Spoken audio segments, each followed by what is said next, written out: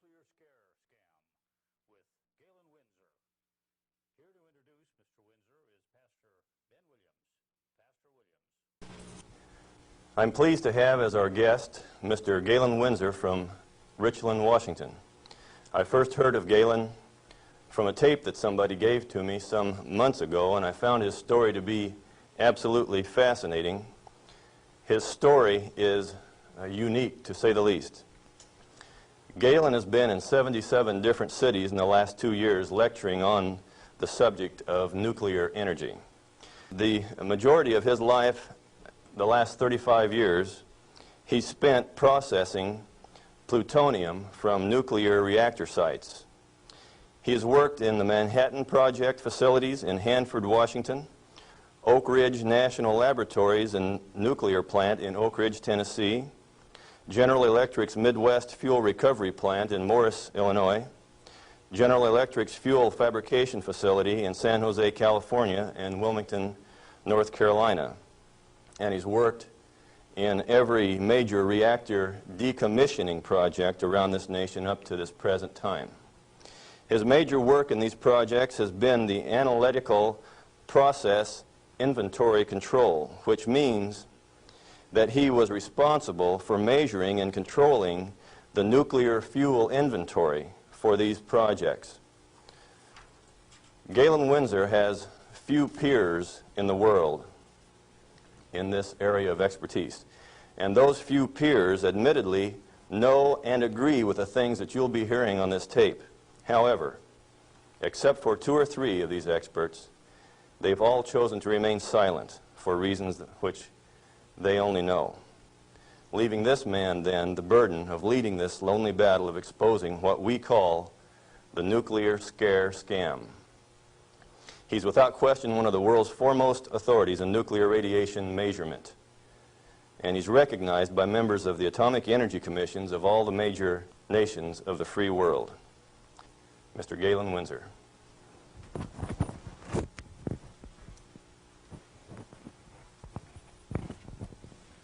God bless you. Thank you, Ben.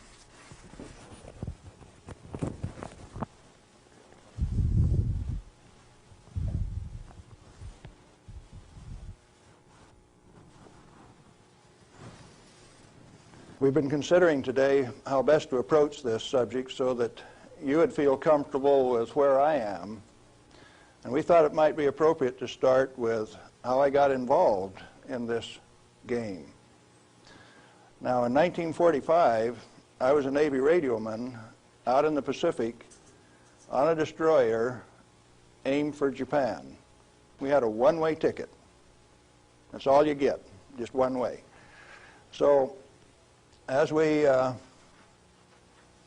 were becoming proficient at our business of fighting war, the Manhattan Project caught up with us and did a job. Now, the weapon that was dropped on Hiroshima, Japan in August 6, 1945 was a U-235, fully enriched U-235 weapon, where the material was separated and purified in Oak Ridge, Tennessee. The one that was dropped August 9th on Nagasaki was a plutonium weapon made at Hanford. But to those of us out in the Pacific, it was quite interesting. It had a ticket on it that says, "You get to go home." I was impressed. Now, I was stuck out on Guam after the hostilities quit and was running a radio broadcast that communicated with 4,500 ships west of Pearl Harbor. Quite a few to listen to every dot and dash that I made. So I was used to having people listening to me. They couldn't see me, they could sure hear me. I had all of the good messages that were to come to them. Fleet movements to Red Cross messages. They came along one day and says, "We'd like to have radiomen to go down to Eniwetok for the atomic bomb tests." Not me. No way. I want to go home. So they went through and they took every 3rd radioman to go to Eniwetok. I didn't go. They let me come home. But I wanted to go home. I had a driving need within me that says, hey, that big firecracker, I want to know how it works. I want to know everything about how it works. So, back to the ranch in Nevada where I grew up and stacked hay all summer, gained back the 40 pounds that I'd lost out there in the islands. Into Brigham Young University in the fall of '46 in chemistry classes. Dr. Joseph Nichols could make an old farm kid like me love chemistry. I hadn't had any chemistry in high school, but the way Joe Nichols taught it, I wanted to know. So chemistry it was. And some neat guys like Carl Eyring taught me physics. And along in '47, I ran across a cute blonde from Richland, Washington. Now, this girl had been telephone operator for General Leslie Groves and Dr. Enrico Fermi on the Manhattan Project. She got to put through the calls to Franklin Delano Roosevelt for these guys, so she talked personally to FDR.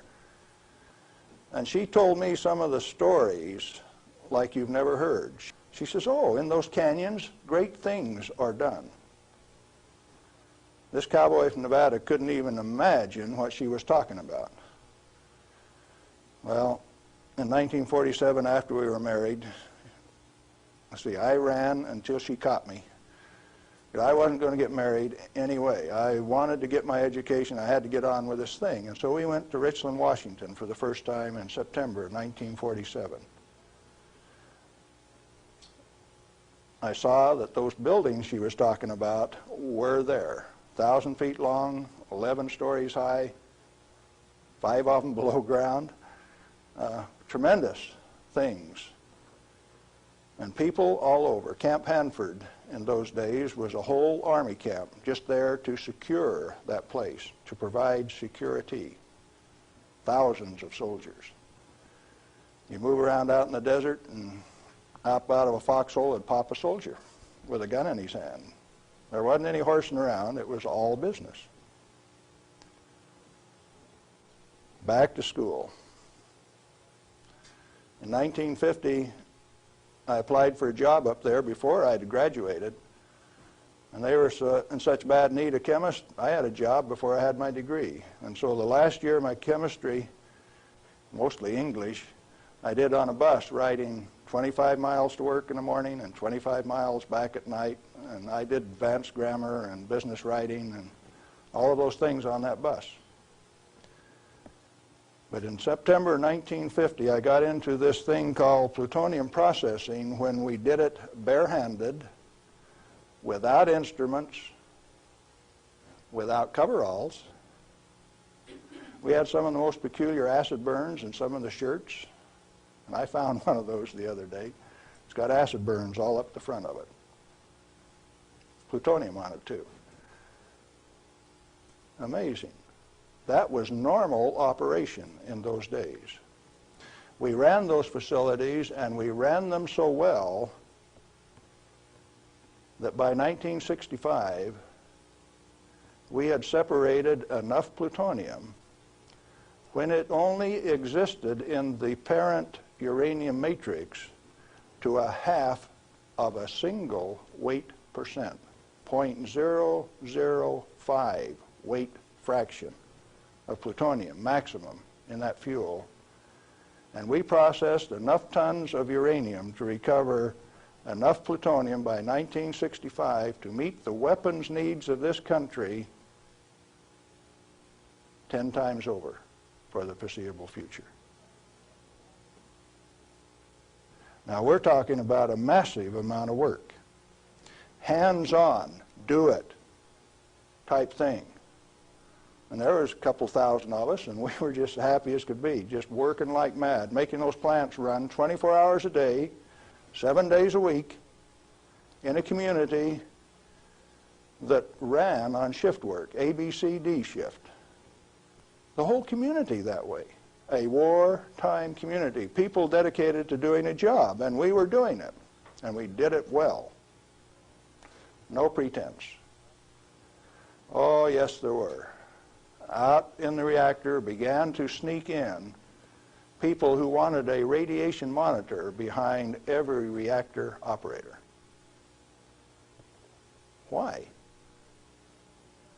We know how to make these things run. When we got a metal fuel element stuck and it fell down on the trampoline back of the reactor, we'd go in with our feet and kick it off into the pool, smoking, burning.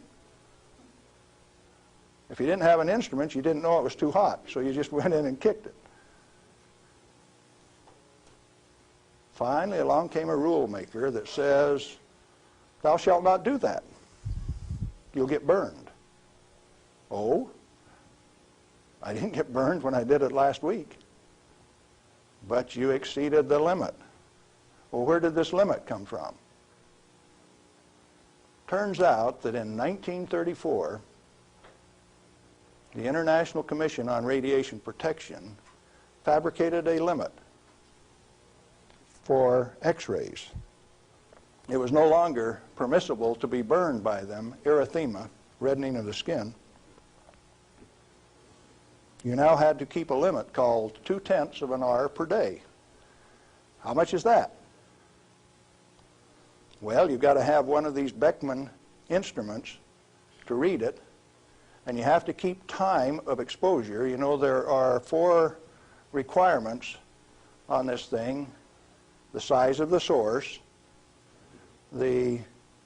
therefore the strength of the source, the distance from the source, the time of exposure, and the intervening shielding to keep from getting burned.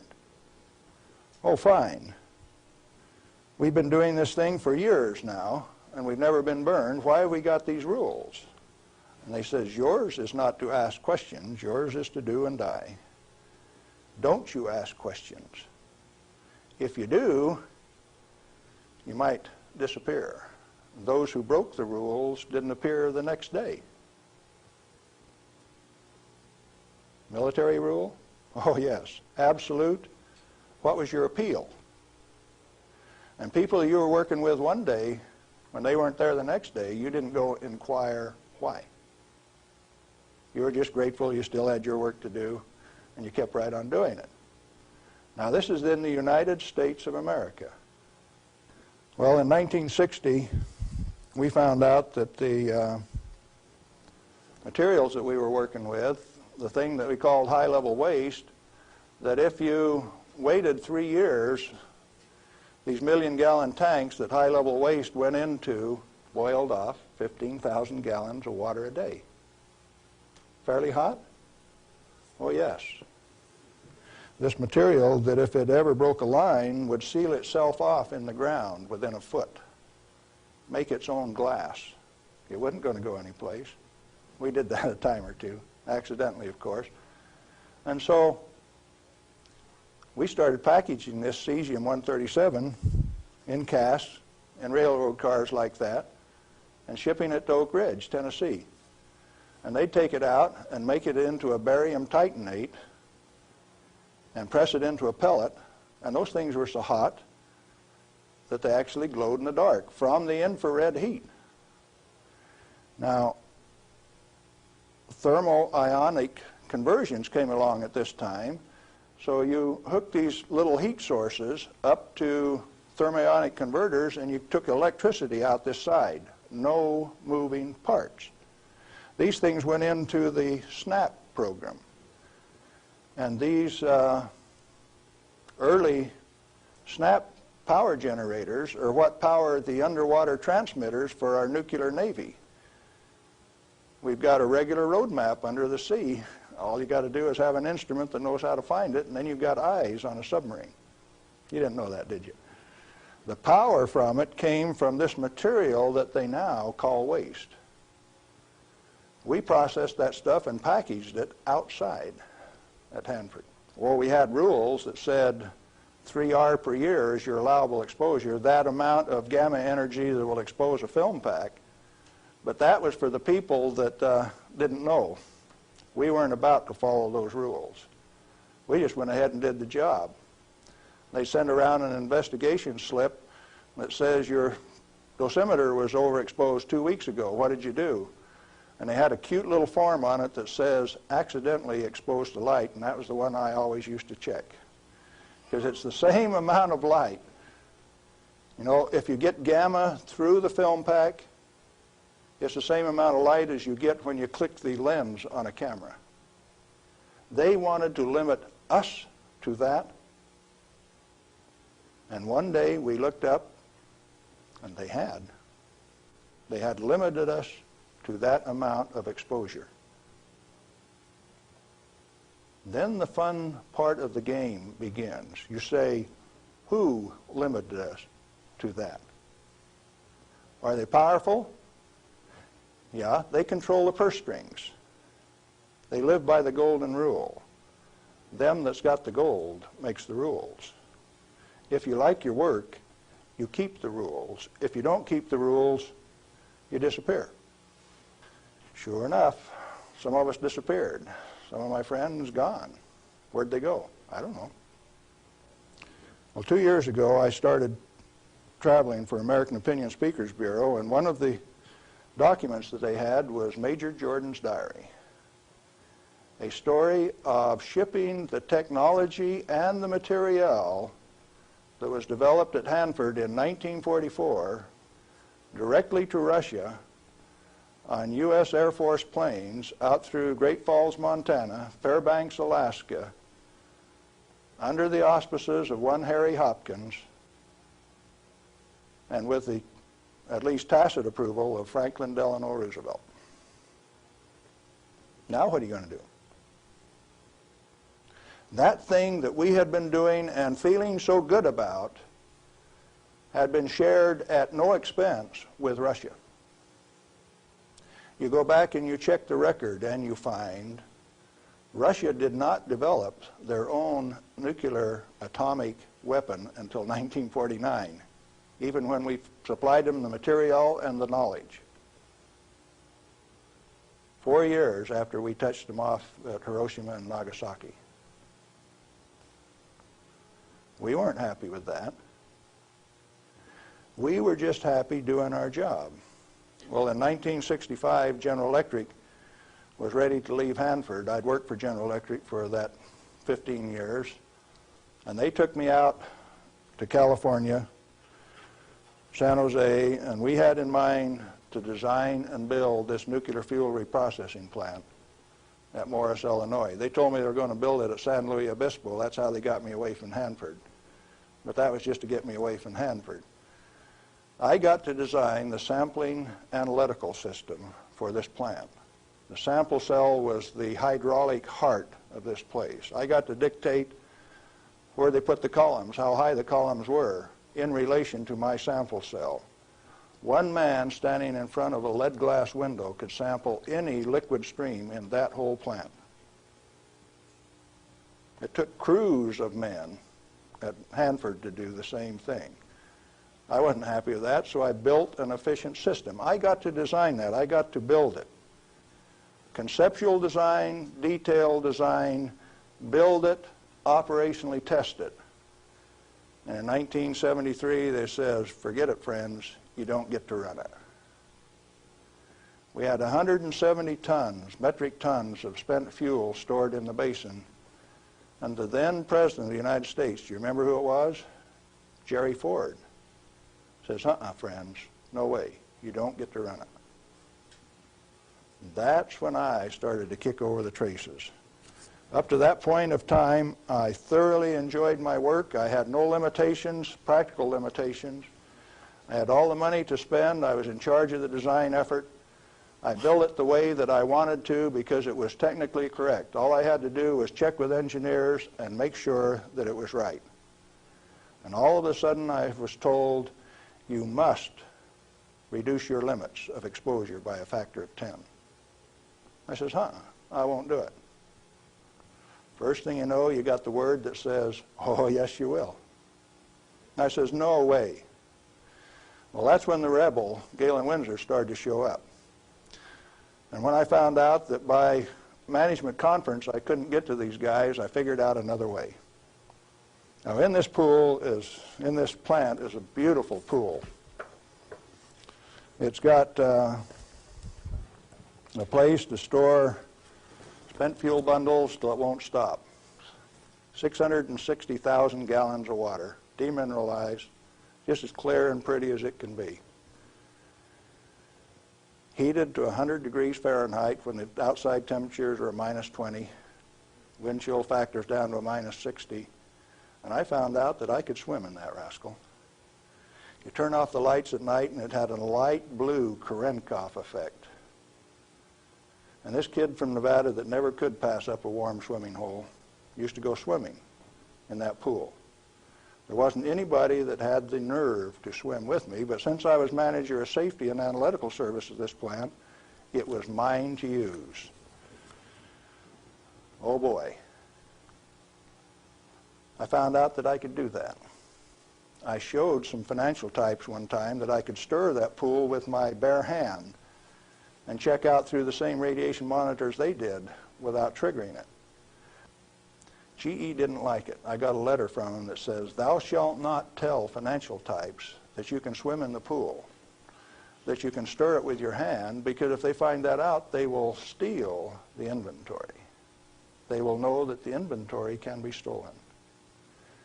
Oh, is that a valuable inventory?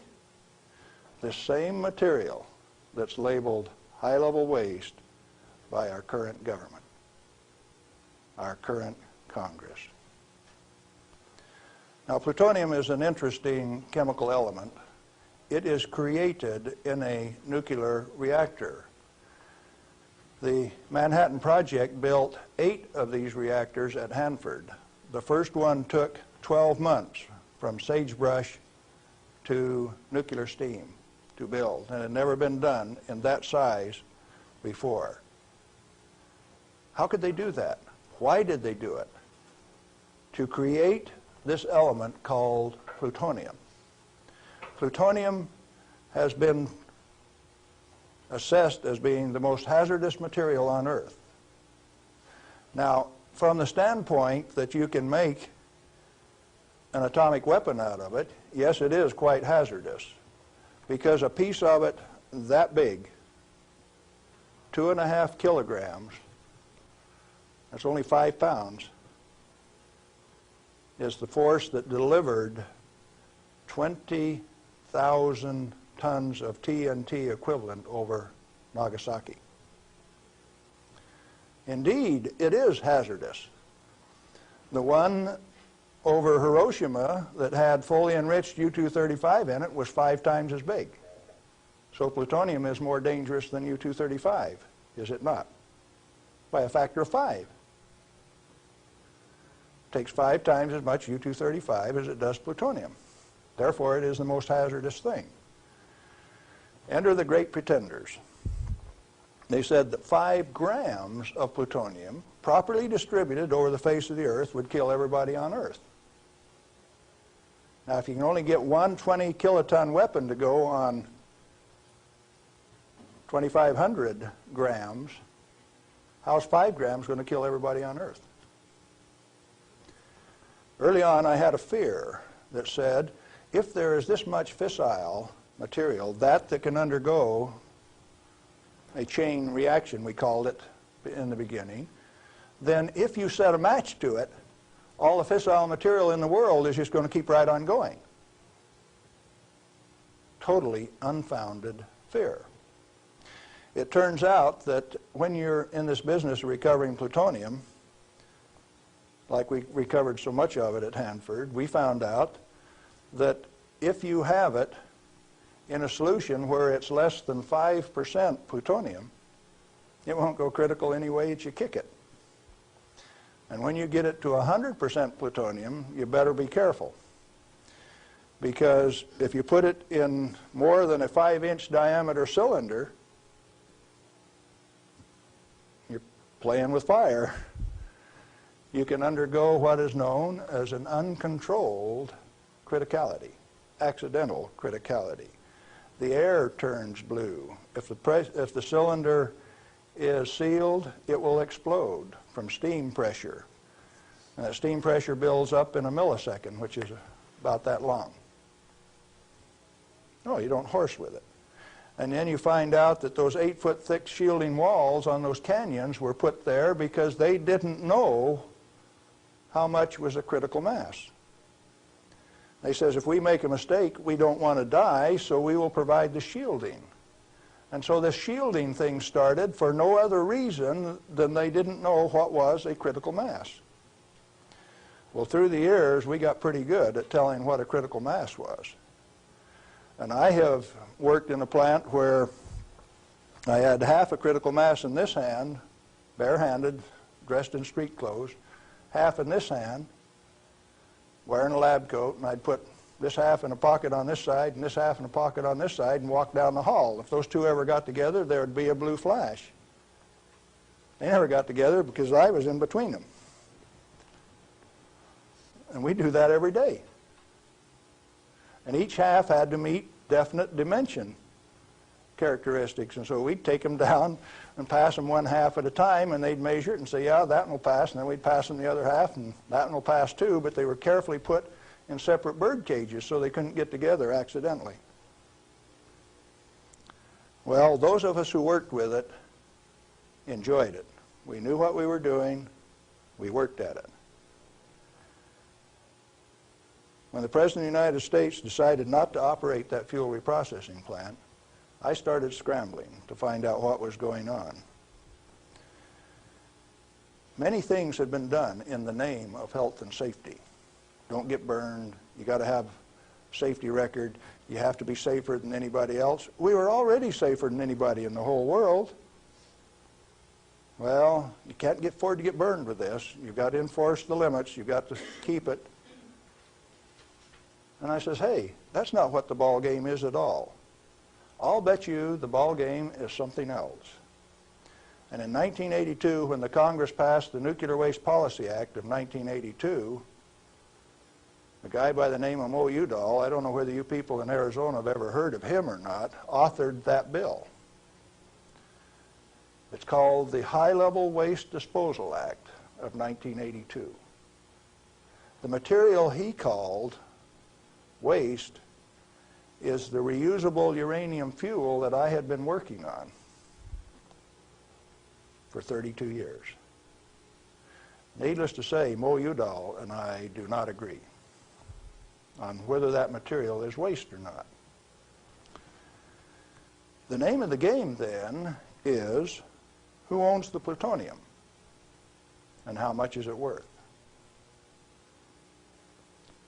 The government says, bury it 3,000 feet deep in basalt, and we'll hold a contest among the states to see who gets to bury it. Oh? Why do you want to bury it? Did you ask the owners? Who is the owner of the plutonium? May I submit that it's most likely the nuclear power ratepayer. He is paid for the mining, the fabrication of the parent uranium, power generation, and is being charged in advance for its burial. If you're paying for it, to whom does it belong? How much is it worth? In inflated dollars, a ton of reusable uranium fuel contains useful metal isotopes worth upwards of $10 million a ton. Mo Udall says it's high-level waste. The value of reusable uranium fuel scheduled for permanent disposal probably exceeds the national debt. Naturally occurring plutonium quantities, and you know plutonium does occur naturally. Plutonium-244 is found at the residual activities of the several, 8 at least, Oklo phenomenon reactors across the world. First one found at Gabon, Africa. Naturally occurring plutonium quantities have been enhanced by transmutation of uranium. That's the reason we built reactors in the first place. Our ability to detect and measure emissions from these elements is useful in inventory control. When fissile elements, fissile isotopes, are present at less than 5 weight percent, plutonium-239 equivalent, and the heavy metal oxide matrix is stored dry in air, it has no critical mass. Remember we talked about shielding was because they didn't know what a critical mass was? If it is light water reactor fuel at less than 5% equivalent fissile content, you can handle it, you can do anything you want with it, you can stack it up, you can have a room full, you can have a handful. As long as you keep it dry, it will not sustain a chain reaction. What then is all this falderall about a little bit, 5 grams will kill everybody in the world? They don't know what they're talking about. And when they say that, they're thumbing their nose at measurement experts like Galen Winsor. I am insulted when they say those things and get away with it because it has no bearing on the truth. It cannot be mishandled. It will not expose any person to an unshielded nuclear reaction. In other words, no controls are necessary except to prevent the pilferage of the inventory. Have you got that one? Let it register. Do you need governmental rules and regulations and instructions? No way. Then why do we have all of those rules? Inventory control practices capitalized on the fear of undereducated masses who work in the industry. I didn't say anything about ordinary people now. I'm talking about the people who have worked in the industry and those who cast stones from without. The Ralph Naders, the Jane Fondas.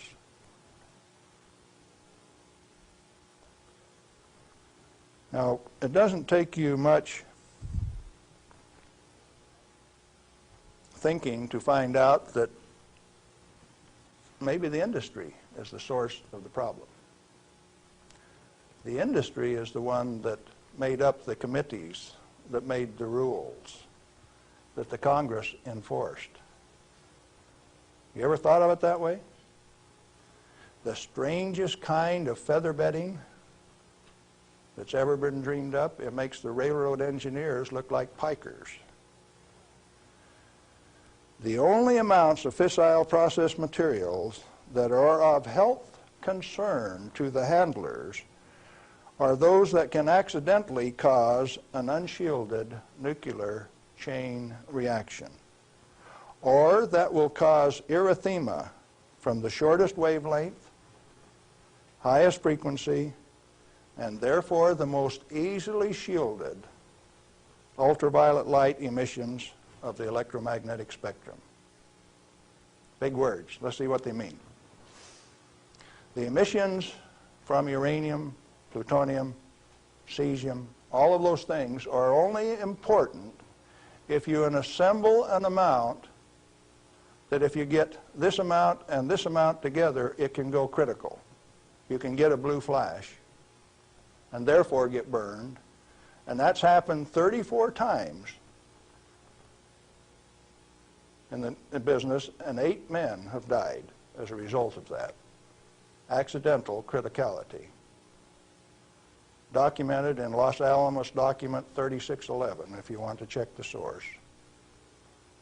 Or if you've got enough of it together that it's giving off ultraviolet light of this particular wavelength and frequency without any intervening shielding, enough to burn you, sunburn you, erythema, reddening of the skin. If it's less than that, if the effect is less than that, then what is the problem? excessive government regulation. That's what's the problem. Tritium, heavy water. Deuterium is hydrogen 2. Tritium is hydrogen 3. If you let an inventory get away from you, what's going to happen to it out in the biosphere? Nothing other than it will become diluted and join the naturally occurring inventory of tritium, because tritium is created in the upper atmosphere by sunlight. We have a natural inventory of tritium. Then the only thing that happens when you release tritium, which is the trigger mechanism for bombs, it's the source of the push that makes it go, is that you lost a valuable inventory. Then what of these people that are pretending that a little bit of tritium is going to do you in? It is not so. What are those 2 points? Only if it is an economically recoverable concentration, or if it has a natural reconcentration mechanism. You know, there isn't any one of the radioisotopes out there that has a meaningful level of reconcentration in any of the species, not even the oysters in the bays in Maryland, below Calvert Cliffs. Why then are we still playing this game that any amount of this material is of hazard? Reusable uranium fuel, which has been isotopically enhanced in power-producing reactors, is a valuable national resource, not a high-level waste. The utility operators recognize the future worth of this commodity. Mo Udall, in that Nuclear Waste Policy Act of 1982, imposed a tribute of $1 per kilowatt hour, $1 per megawatt hour on all electricity produced in a nuclear plant, so that they can research and develop methods to throw it away.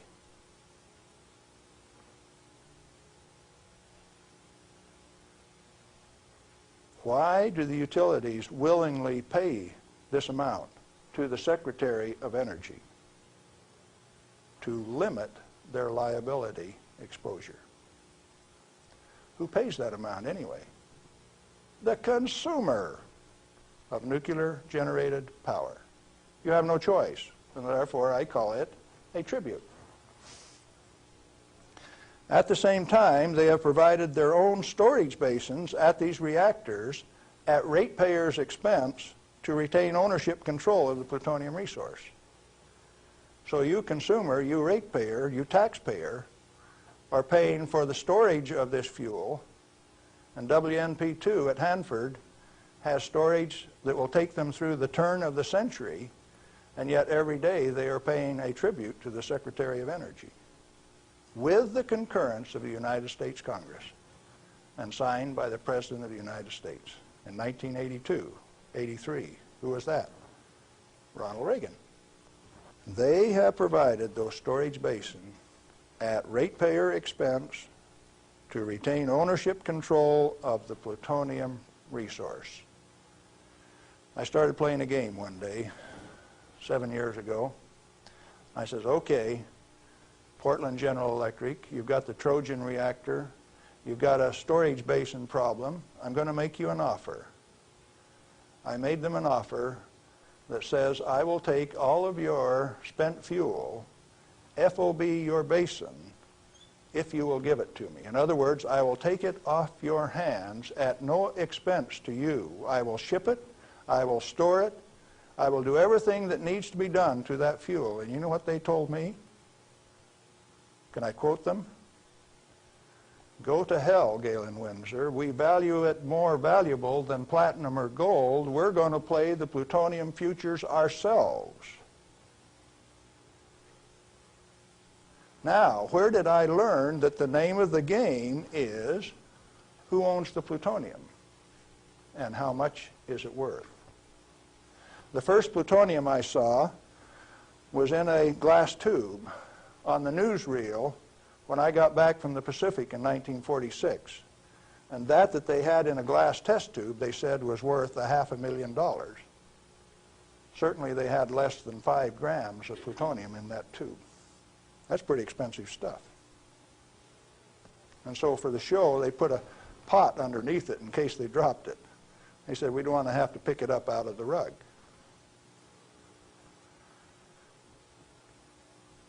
When it was decided for us not to operate this plant, plutonium was guaranteed on buyback by the federal government at $43 a gram. That's quite a price drop, don't you think? When that price guarantee went away in October of 1971, the price of plutonium became $10 a gram. It steadily went down to where its present worth on the market is a minus $2 a gram per year. That's what it costs you to hold on to a plutonium inventory on a material that has been declared worthless by the utility owners and rubber stamped by the Congress of the United States, and they're spending billions of dollars digging holes in ordinary rock so that they can throw it away, dispose of it. Okay, what are you going to do with it?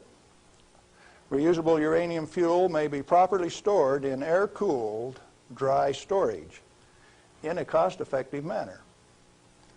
Nuchem in Germany offers this immediate and long-term option as a necessary and safe step prior to reprocessing. They're doing it in Europe. At least 4 regionally located facilities are available in the United States where this concept can be used right now. Barnwell Nuclear Fuel Plant in South Carolina, Midwest Fuel Recovery Plant in Morris, Illinois, this one, Nuclear Fuel Services in upstate New York, and Redox Processing Plant at Hanford, Washington. These fully shielded, already radioactively contaminated storage areas have secure, limited access.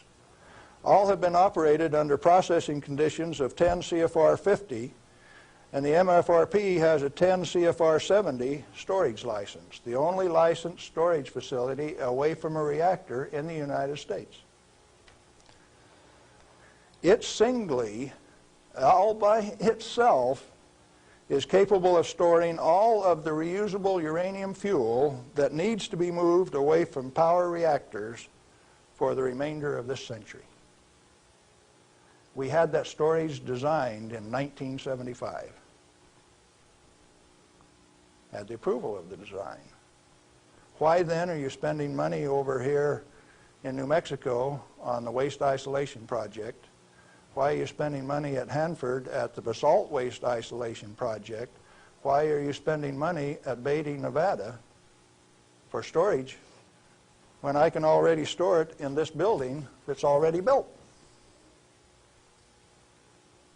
I just named you 3 others that can do the job all by themselves too, and I know where there's 14 more buildings that can do it. What are we going to do? Redox and other excess facilities at Hanford are capable of dry storing all commercial REF until plutonium recycle, at least through 5% enrichment, is reestablished, or until the 22nd century, whichever comes first. RUF can be cost-effectively stored in existing facilities. Where does Mo Udall came off then, saying that you cannot use this plant for its intended purpose unless it is owned by the United States government. He has said that.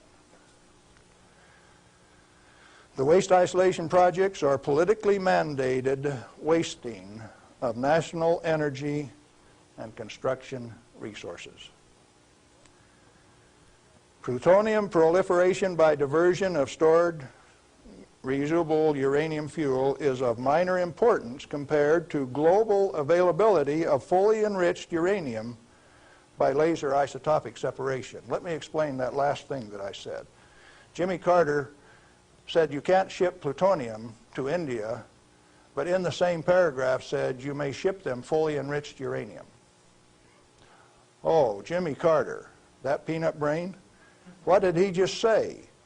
He says that when the Israelis took out the reactor in Iraq, they had fully enriched uranium from France, and they says those rascals, those Iraqis, are going to take that fully enriched uranium, put it in that reactor, irradiate it to plutonium, and therefore have to recover the plutonium in a plant like this, and we stopped them when the fully enriched uranium makes a better weapon than the plutonium in the first place.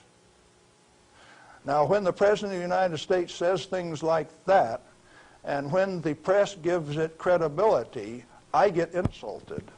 And right after I get insulted, I get angry. And I've been angry for quite a while now. And finally, one day, I said, my own personal security is not important. I think I'll go tell this tale. All I want is to tell my story. The commodity that I communicate is called truth. And so then I ask you a question, a very brief, pointed question. Who owns the plutonium, and how much is it worth? And then I'm going to attach on to that a question I want you to think about till we talk again. If you haven't been burned by this particular source of radiation, what is your problem? You obviously have one. Otherwise, you would join with me in telling the truth about this particular commodity. And so yes, I'm recruiting helpers. What happened to the guys who taught me the business? Thousands of them. The hands-on business. Where are they? They're still there. Why don't they talk? Who are the they that say this is the way the business is going to be run, whether it makes sense or not? Brings you the nuclear scare scam with Galen Winsor. We're back with Galen Winsor, and we're talking about the nuclear scare scam. Galen, it seems to me that from what I've heard you say that the scaring of the people is better than a lock and key to keep this stuff out of the hands of those who might be interested in investigating and keeping this valuable material hidden for just an elite few. This is probably the way that it works best. And so then the secret was to keep from letting other people know that it could be handled, because first of all, we weren't accepted by the community, and the materials that we were working with, they feared, but there were certain few people that realized its real worth, its potential to be used in ways other than to support our national defense. Let me ask you a question, Galen. Are you worried about do you have reason to be worried about your personal safety? Because the kind of people that you're describing here are powerful people. I wonder, you're still around, I wonder how much longer we can expect you to be in this game. Well, on the 13th of December last year, the NRC, Nuclear Regulatory Commission, Region 5, turned out a federal SWAT team to get me on a federal warrant issued by Bob Thomas out of Walnut Creek, California. It was kind of funny in a way. They turned out this federal SWAT team at Hanford, and they had my picture, and alongside it says, "This is an irrational individual. He poses a threat to our security. Take him at any cost." Now, the reason that I'm still here only has one logical conclusion. I have lots of help. Well, you've told us about how that you and others of your friends and colleagues have handled many times this so-called deadly nuclear energy material that the whole world is so scared of. Why weren't you afraid of it? Because we did silly things like recover some of the undissolved fuel elements out of the redox dissolver that burned a hole in it. And we went in and sampled these things by remote process. We got it out into our hands and found out that we could walk around the lab with them barehanded and they wouldn't hurt us. And we were standing there in the lab tossing them back and forth. Uranium metal that wouldn't dissolve in the boiling nitric acid. Well, if you find out that you can play with it, and it was only 90 days since that thing came out of the reactor and it doesn't burn you, why should you be afraid of it? So in other words, you're telling me that you learned to not be afraid of it because of practical use and application and hands-on experience. Hands-on. We might even been playing games. Okay, you say that you swam in this water that was straight from spent fuel used to cool that fuel, and Yes. you swam in it. Yep. You told me earlier that you went a little bit beyond that. Would you share a little bit of that story? Well, swimming in it didn't have the desired effect. So I decided I had to be more direct with these people that were giving me trouble. They were kind of hard to teach, so I went to drinking a glass of it a day. I had the bottle of it. Last time I went swimming, why, I filled this 2-liter bottle with water and washed it off on the outside in the shower when I washed me off on the outside so that we didn't tattletale. You know, radioactive material is just a trace or a tattletale. So you got to get it off so they won't know that you've been swimming in the pool and drinking the water. So I took this bottle in and set it on my desk. And who would suspect that the manager of safety and analytical service had a bottle of spent fuel pool water sitting on his desk, and he drank a glass of it every day. And this was unheard of. Nobody ever did that crazy stuff before. How has that affected you, Galen? Well, as near as I can tell, it made me about 6'4" in my cowboy boots, 210 pounds, and really quite a nice fellow. All right. What then happened as a result of your doing this strange experiment on your desk with this water? What was the result?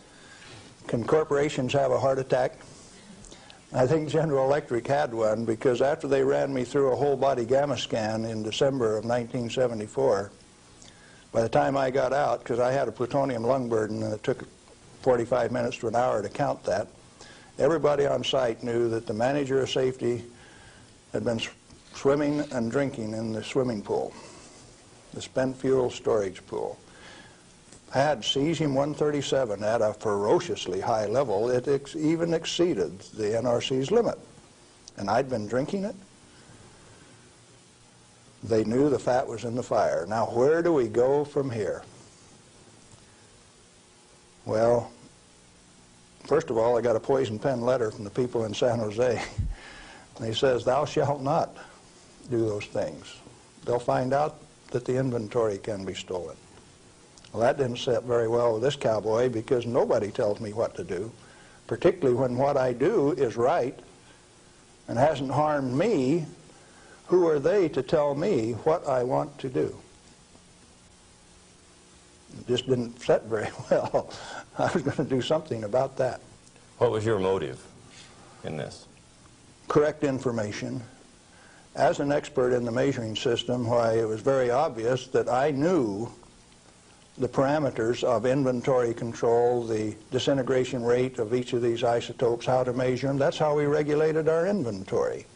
And to have these rascals come along and start playing games with the information that I was very expert in, that I had designed the analytical system for this plant around, disturbed me a little bit. No, it made me fighting mad, and I got angry.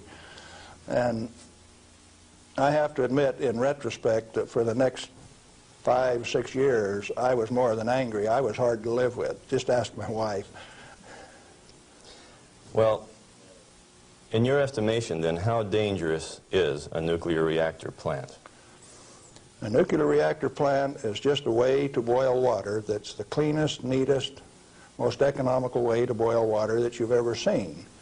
And so, in my estimation, nuclear reactors ought to be insured under the same insurance policy as any other steam boiler plant, power generating plant. And to have special consideration under the Price-Anderson Act means that the insurance industry has already paid off the Congress so that they can have a ripoff, charging ever in higher and higher insurance premiums, total coverage much, much greater for a non-existent risk. What a racket. Can a nuclear plant explode? Only like any other steam plant. Like Laughlin, Nevada had a steam explosion. It's a coal-fired plant, but 6 men were killed there last year. That could happen at a nuclear plant, but as far as an atomic explosion, good heavens, no. No way. What kind of accidents can actually happen at a nuclear reactor generator plant? You could lose your moderator and the reactor would shut down, the control rods would stick in and you wouldn't be able to start it up. You might do several things that would invalidate some of the safety controls. For instance, an emergency core cooling system. The only reason they put ECCS on a reactor is to destroy it. When you start these big babies up, because they're so big, you only warm them up 50 degrees an hour. And they say, we got an emergency, throw the emergency core cooling system on like they did at 3 Mile Island 2, and you're going to thermally shock that big machine and ruin it so it can never be used again. Let's talk about 3 Mile Island. What really happened there? We've heard all kinds of stories about meltdown, and they made movies on it that this meltdown could melt right through the earth, clear through to China, and we've seen a lot of scare stories. What really happened at 3 Mile Island? Do you know what really happened there? Yes, I do. I followed that one very closely. In fact, I know the guys personally who wrote the script for China Syndrome and also wrote the script for the 3 Mile Island fiasco. Dale Breidenbaugh, Dick Hubbard, and Greg Miner, who used to work with me at General Electric, are the MBH associates that wrote that China Syndrome script. And not only that, remember that was the time China Syndrome came out, Jane Fonda starring. 14 months ahead of the TMI-2 accident, it was predicted in writing in New York State that that accident would happen 1 year from the date that that 3 Mile Island 2 reactor started up. It started up in March 1978, and it went down March 28, 1979, right on the day, 1 year anniversary. In other words, with 14 months advance notice, the industry still went along with the sham. Nothing happened there except that the owner, the operator, and the regulators conspired to turn it off. What melted? The top of the fuel rods, the third time that the core got uncovered, due to internal pressure, blew the top off some of those rods. They've got Inconel springs in them to keep the pellets, fuel pellets, from vibrating when it's running. Those things are under compression, and when they reduced the outside pressure and the fuel rods were still hot, it blew the top off some of those fuel rods. The fuel rods in TMI-2 are internally pressurized to about 1200 psi with helium gas so that they don't reverse dent when they're hot and running for 5 years. And when they drop the outside pressure, why, that internal pressure with those hot rods blew the side out of some of those rods at the top. But melting, the fuel is already an oxide ceramic. It is a pellet. It's been pressed into a ceramic. When you pick it up and feel it, it feels like metal. It's pressed so very, very tight, hard. And so, no, the fuel didn't melt. The China Syndrome is a scriptwriter's fantasy. Right here, I ought to tell a story, I guess. See, I spent 3 weeks on the island in March of 1981, the 2-year anniversary of this particular, quote, accident. And Tom Hall, who stood alongside Enrico Fermi when they pulled the control rods on 100B in October 1944 at Hanford, and I were delegated to go to the island and find out what happened, and so we did. We went over all of the records and everything else, and near as we could tell from performance records, 51 thermocouples, for instance, only one of which went over 1,000 degrees Fahrenheit. The center line temperature of those rods when they're running is 4,032 degrees Fahrenheit. And so They say things like over 50% of the core was greater than 4,000 degrees. Yes, it was. If it wasn't running at 100% power. So they take that kind of information and bugger it all up so that you don't understand what's going on. They give you a little bit of it. Well, the worst joke that people could dream up, and they says, do you know what the NRC's worst nightmare is? No, I don't know what that is. Galen Winsor and Tom Hall in the TMI-2 control room for an hour by themselves. You know why people that know laugh? These crazy guys from Hanford would have started that baby up and showed that it would run. We'd have started it up, and they were afraid of us. So there was no accident at 3 Mile Island? No, they did it on purpose. Shut her down. Very interesting. Can nuclear radiation cause mutation in people and animals? If a cell gets too much radiation, it dies. And so if it is a sperm or an ovocyte, why, they die. They don't reproduce, and there are no mutations. I think the good Lord built that safety factor in. So you're saying that mutation in future generations is an unfounded fear? Yes, and the studies of the people at Hiroshima and Nagasaki have borne that out. Those people do not have that. Now, they showed the immediate effects of too much radiation. The women who were pregnant showed, the embryo showed the effects of very similar to rubella, measles. Some deformity, certainly, from that radiation insult. But that's not the kind of mutation that's going to go on to the next generation. Galen, what and where are these burial sites, and what's in them for this so-called nuclear waste? I've been hearing stories about stainless steel containers buried in concrete under the ocean, boiling for over 2,000 years. That sounds like a real story. Let me start out by saying there are no nuclear waste, only materials created in a reactor to be recovered and used beneficially. Now, high-level waste is radioactive and self-heating. And so fuel, reusable uranium fuel, fits that definition. But if you disregard its intrinsic worth, why then, yeah, it would fit the definition of high-level waste. But let's say there isn't any high-level waste, only material to be recovered and used beneficially. Then what's the low-level waste fiasco? That's an excuse for a federally mandated, non-inspectable disposal system so that organized crime can get rid of any evidence that they want, and it can never be dug up again. They're afraid to look in there. Not afraid. They don't want you to. They've got rules on the transport so that if you have an accident with a low-level radioactive waste shipment, why, you call out all of the state police and you make sure that nobody looks at it, that nobody gets exposed, that there's no spreading of the contaminated material. And it's also that you don't find out whose body's in that drum. The situation got so bad that the smell of human flesh was so great that they made it so that you could ship animal biological waste in refrigerated vans so that it wouldn't stink up before you got it buried. What is then in these low-level or high-level or whatever containers under the ocean?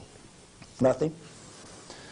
But if you see, they were one time dropping barrels of radioactive waste off barges in the ocean. Do you know what was in them? Not high-level self-heating radioactive waste.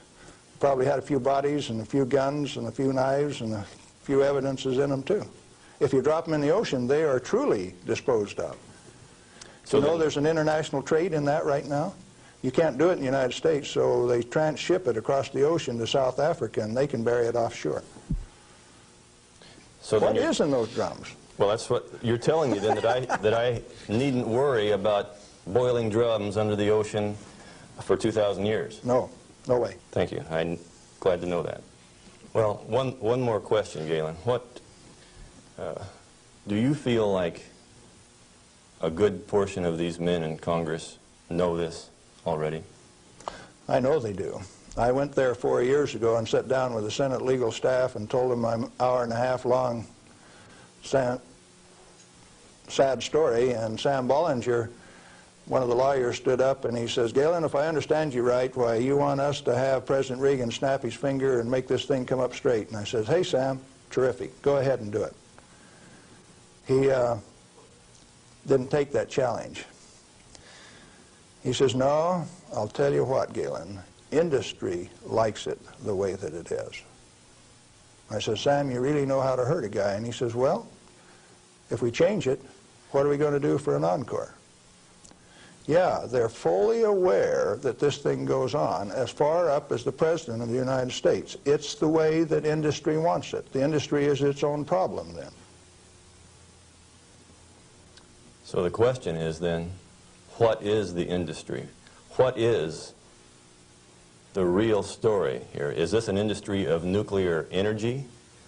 The industry has been ripping it off for years and years. In 1975, we knew that large nuclear reactors were dead, that large is not the way to go. The way to go is small, mass-produced nuclear reactors sitting right in the middle of town, 1 every 10 blocks, producing power. We haven't built a reactor right yet. It's time that we do it. Why haven't we? Because of a federal energy cartel. These guys control the amount of electricity, the availability, and the price. And they say, you do not have a choice. I have a choice. I'm going to take one of those decommissioned nuclear subs up in Puget Sound, refuel it, and generate my own electricity. Save the government $5 million because that's what they want to throw them away. I will use it for my own power purpose.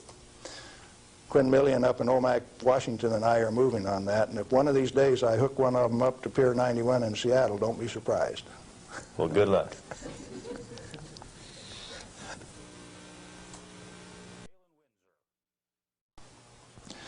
I'm Galen Winsor, and I thought I'd share a few hands-on practical things that have to do with this nuclear scare scam.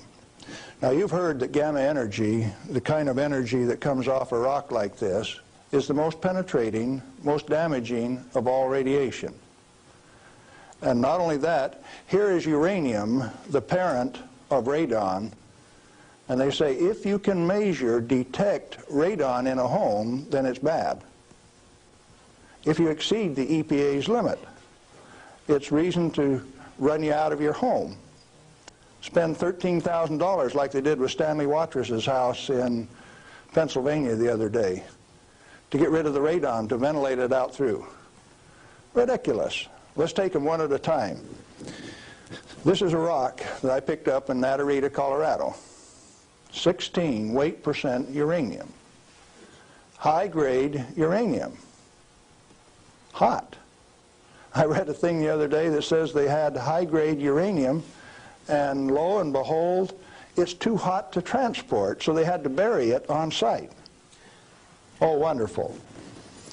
Let's talk a little bit about radiation. If we can, yeah, are we picking up? If you put the probe right there, the meter goes off scale, and you can hear it, all right? Hot. Radiation, gamma radiation, is the most penetrating of all radiation. Oh, is it? All it's got between the rock and the probe is my hand. Doesn't count so pretty much, does it? What if I put the rock behind me?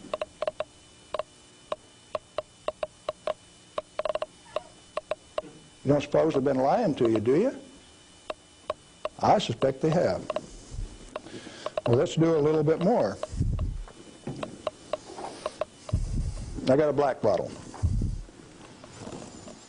This stuff comes in white bottle. A bottle of no-dose. You can send children down to the drugstore to buy no-dose. All they need is money.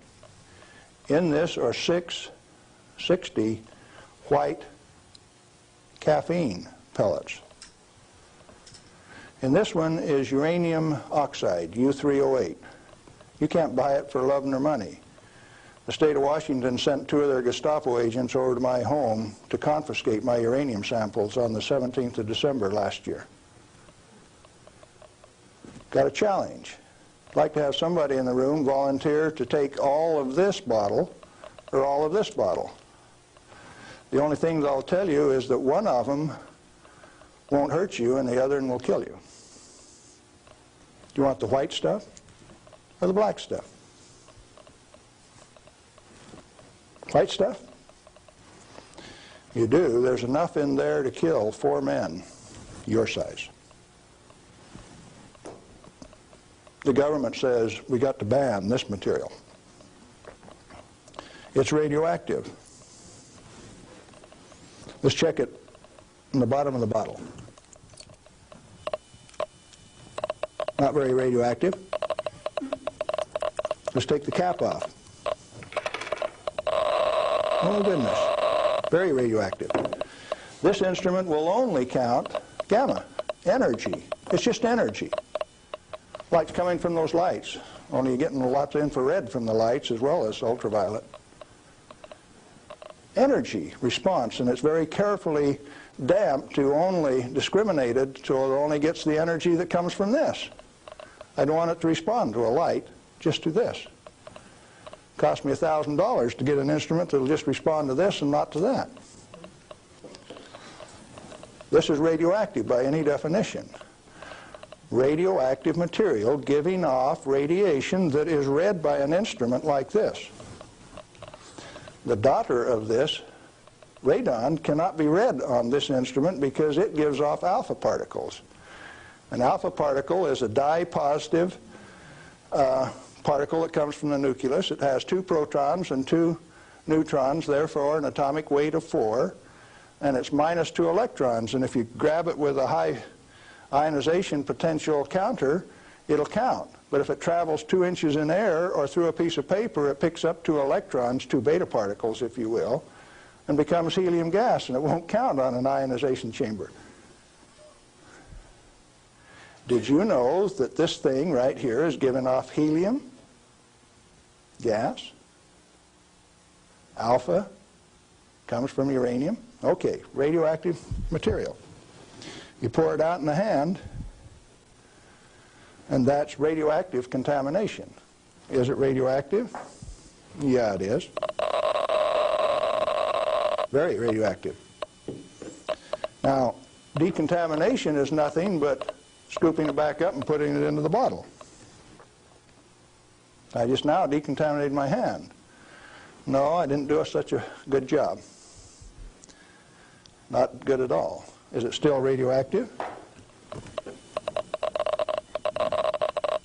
Yeah, that's called residual radioactivity. Now, under the decontamination rules of the government, when you decontaminate somebody like this that's that contaminated, and this is certainly a reportable incident under current DOE regulations, when you decontaminate him, it has to go down a controlled drain so that you don't disperse radioactivity. Do I qualify as a controlled drain?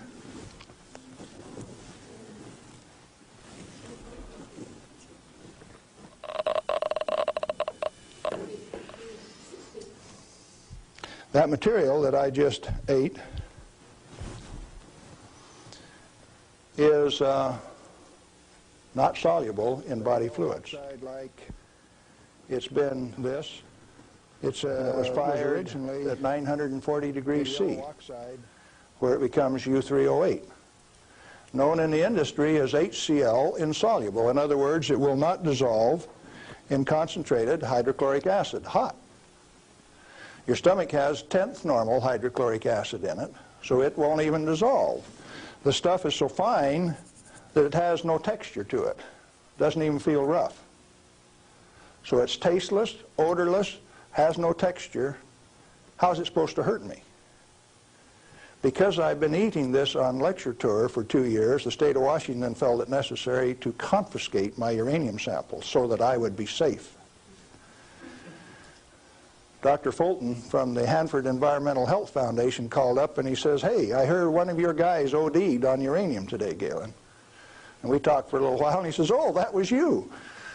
And I says, "Listen, I can eat all that stuff I want. He says, it'll ruin your kidneys. How are your kidneys? They're fine. Well, you should have been chelated within 4 hours. And I mean, you guys are going to follow me around the country and give me chelating agents every 4 hours after I eat it on lecture tour? He says, we'll give you any medical assistance that you need, Galen. We don't want anything to happen to you. I said, did that include turning out the federal SWAT team 4 days ago to get me? Where are these guys coming from? Well, here's a piece of metal. Density of 19.0. If you know your chemistry and physics, you know that there are only two metals that have that density: plutonium and uranium. Radioactive, pyrophoric, density of 19. Outside of a laboratory, most of you can't tell me whether this is uranium, plutonium, or a mixture of the two. Now, I said that it's heavy, and it is. Let's see if it's radioactive. Yeah, it is. Pyrophoric, what does that mean? Pyro, fire. Black on the end. The spark that just came off there is pyro, fire, burn. If it's plutonium, I just contaminated this area of Arizona in excess of the EPA's limit for 1 square mile of surface.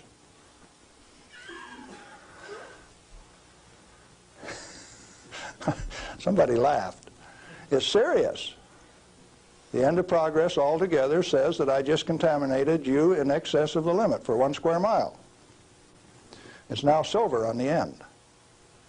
Tomorrow it'll be black because it self-oxidizes, this black color, like this, all by itself. Plutonium does that and uranium does that. Is it hazardous? Yeah, it is, because they take depleted uranium metal and make it into 50 caliber bullets, fire them from shoulder-held weapons. In 1976, they obsoleted tank warfare with these things because it only takes one dog face with one weapon to knock out a 65-ton tank. It'll go through 3 inches of armor plate, and when it comes out the other side, it's that white hot spark that we just made. And the 5 men in that tank are dead, because it'll burn all of the oxygen out of the air and burn their flesh. 1976, they obsoleted tank warfare, and you never even knew that. They make 10,000 of those bullets every day in the United States.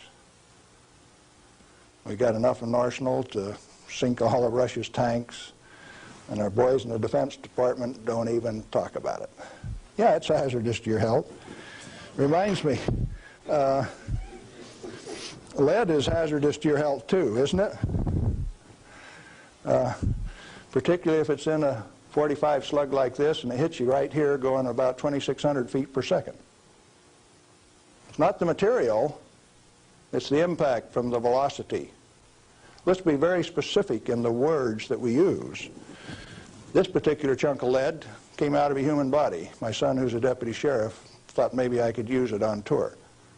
That's called dying of lead poisoning.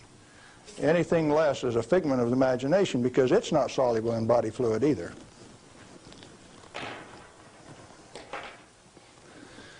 This is a pellet of cobalt-59. If you put it in a reactor into a neutron field, you can convert cobalt-59 to cobalt-60, which gives off a gamma.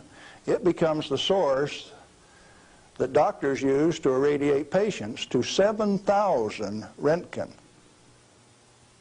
for one patient.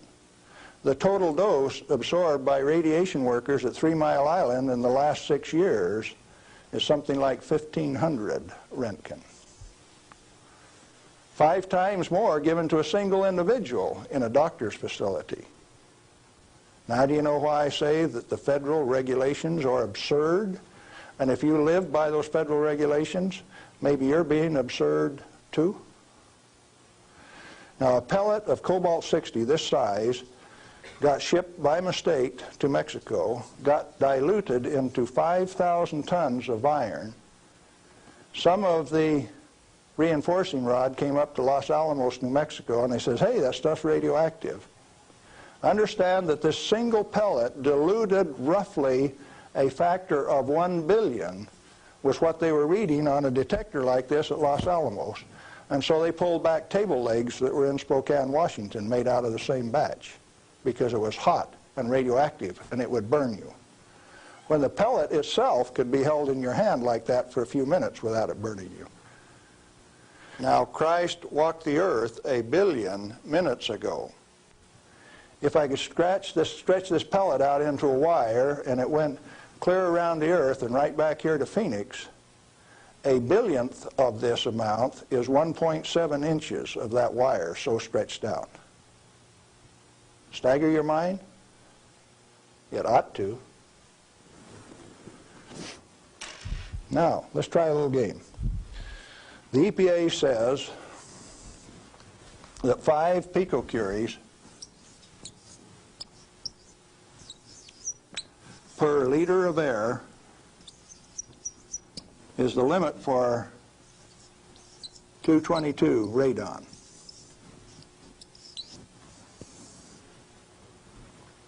And they handle that like it's a real number.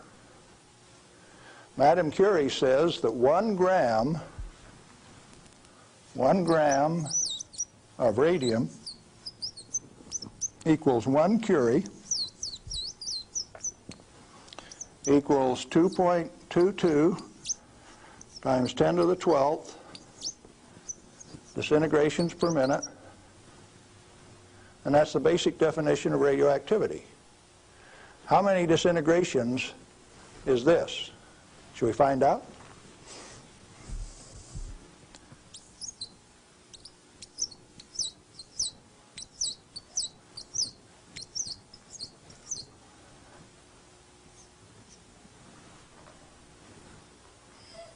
And the EPA, in its wisdom, says that 11 disintegrations per minute from 1 liter of air, you have exceeded the limit. You know what I did the other day? I've been having a little tough with some legal authorities up in my house.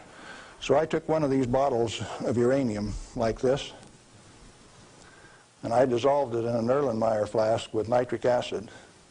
And I got a crack in the basement floor, and I squirted that whole bottle into that crack on the basement floor in acid solution so that it'll drive that counter off 3rd scale any place along a 10-foot section of that crack that I put.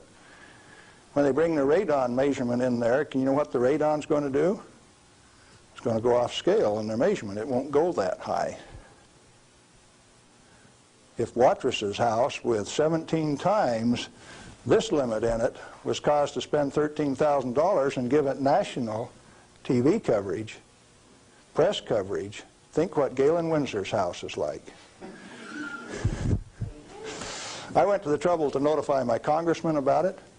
Mike Lawrence, the manager of the Department of Energy in the Pacific Northwest, my state representative, Ray Isaacson, and a few other astute people, including the banker and the lawyers and the appeal court.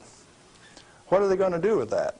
I set them up on that last Thursday, and I come down to Phoenix, so I escaped the falderall. What I'm saying to you is that the federal regulations are absurd.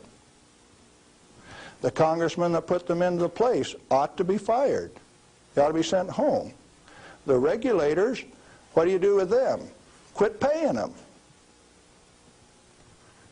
The taxpayer, the electorate, elects those people to go out and do a job.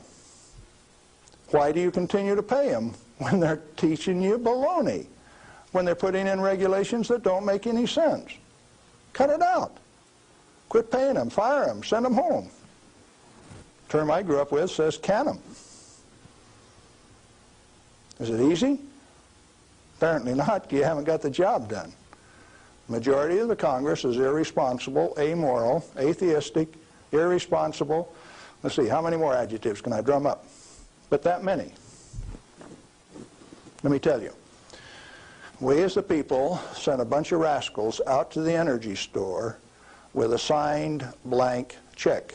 And we say, hey fellows, if you run out of money, just go build us a good power plant. If you run out of money, come back and we'll give you another signed blank check and guarantee the payment out of the ratepayer's pocket. Tennessee Valley Authority has the most nuclear reactors of any outfit in the place. Not one of them has produced any power since last August. Browns Ferry 1, 2, and 3 in Mississippi hasn't produced any power since last March. And they don't plan on producing any power at Browns Ferry until mid-year in '86. At $1 million a day in lost power revenue per plant, and held off in the name of health and safety? Now tell me we didn't send rascals out to the energy marketplace with a signed blank check. They're still getting paid. Those reactors are all fully fueled, fully staffed, and just sitting there. Who's getting taken? The ratepayer. You're still paying more and more for your electricity all of the time. Now, Bonneville Power Administration says that 57% availability is okay for a nuclear reactor. Maine Yankee is often run at 103% availability, which means it's running over nameplate rating. Enough days out of the year that its average availability is 100%. Bonneville Power Administration of the Department of Energy says that 57% availability is okay. That means that you can let those things set down 43% of the year, and that's judged as an acceptable performance on the part of the government. There's an obvious answer. Get the government out of the energy regulating business. Turn those plants over to people who will run them efficiently 100% of the time. When we put in zero-release containment, we started playing games. About the time that we proved that a nuclear reactor has no measurable impact upon the environment, that's when they bottled them up, put catalytic recombiners on them. Some of the reactors in Texas were designed not to breathe for 8 years at great expense. Why? When you bottle up a reactor like TMI-2 does, then you get radiolytic hydrogen, and indeed they had a radiolytic hydrogen burn at TMI-2. And they moan and they groan about that, and all they had to do was open up the windows and let the breezes blow through. You don't need containment on them. I'm going up to Colorado this weekend to meet with the Uranium Producers Association. And they're upset because the government is dumping uranium on the market and raising the price of the commodity that they get their bread and butter from. But what they're totally unaware of is that the Grand Junction Operation Office is going to issue a contract so that the new operator has a $25 million budget over the next 5 years, 80% of which will be spent for remedial action. Where you take this material, dig it up, if you find it counts on a Geiger counter, you can have them come in and change out the whole front yard of your house, give you a new front yard, new foundation under your house at government expense. If you don't do it, they'll take you down to the courthouse, blacklist your property, so that you have to remove the radioactivity at your own expense before it can be sold. Now, do you know what I did when I took that uranium solution and poured it in the crack in my house? I set up the United States government, and that episode is about to be played. Did I do it on purpose? Yeah, I did, just like I used to dive into that swimming pool and drink that cesium-contaminated water. I found out that it doesn't hurt me. You need to find out that it doesn't hurt me, or you. In fact, the only reason for the existence of these big transcontinent distribution lines would be if they could compete with a small mass-produced reactor sitting in your backyard. Why don't they want you to? Because they are the federal energy cartel. They like to set the price, the total availability, and whether you can hook onto it, and if you don't pay your bill, cut you off. That's called power, domain, and control. And they like that. They do not want you to be energy independent. If you had one of these sitting in every 10-block area in Phoenix, you could tell the rest of the world to go get lost. Oh, there's another use for that heat. You could heat your homes in the wintertime, or you could cool them in the summertime with it. heating, ventilation, air conditioning, they call it, HVAC. In countries where it freezes, you could run that hot water out and chase the frost away in the spring and in the fall. And they found out that plants grow faster in warm water anyway, so you'd irrigate with it all summer.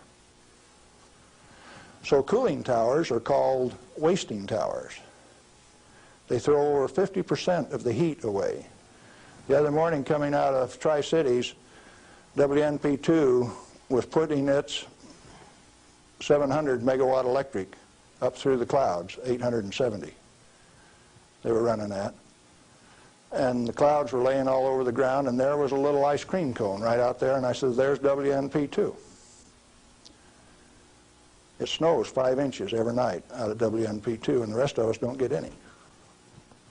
Where'd the water come from?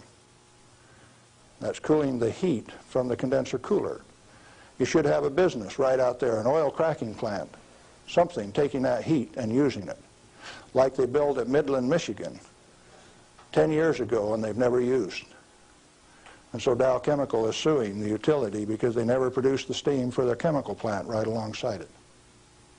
We got troubles in this country. I'm telling you what the problem is. Doing something about it, responsibility is yours.